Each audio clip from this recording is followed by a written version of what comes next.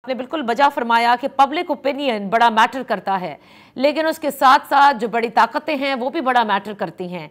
क्या अभी इस जंगबंदी को मुस्तकिल करने के लिए आप समझते हैं कि तमाम अरब ममालिक और मुस्लिम दुनिया जो है वो ज़्यादा किरदार अदा कर सकती है बनिस्बत वेस्ट के?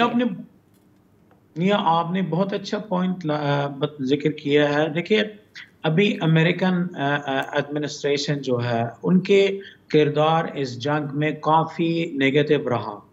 और जब तक ये जिसको कहता है ग्रीन लाइट इन इसराइली दरिंदों के लिए अमेरिका ने नहीं दिया है, तो ये सारी नस्ल खुशी है और ये मैसेकर और ये कत्लेआम कंटिन्यू करता रहा।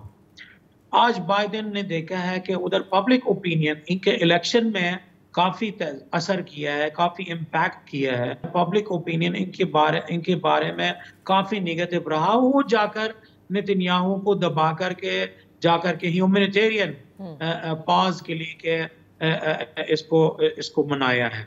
अब बिल्कुल अरब और मुसलमान किरदार आप देखा है ना, रियाद में जो OIC और अरब लेवल पर के जो इजलास हुआ है, अनफॉर्चुनेटली उसके नतीजा है कि इवन जो इन्होंने करारदादे को पास कर दिया, अब तो ये कहता है कि जी कम से कम कि ये जो इन्होंने रेजोल्यूशंस को पास कर दिया है इसको इम्प्लीमेंट किया जाए।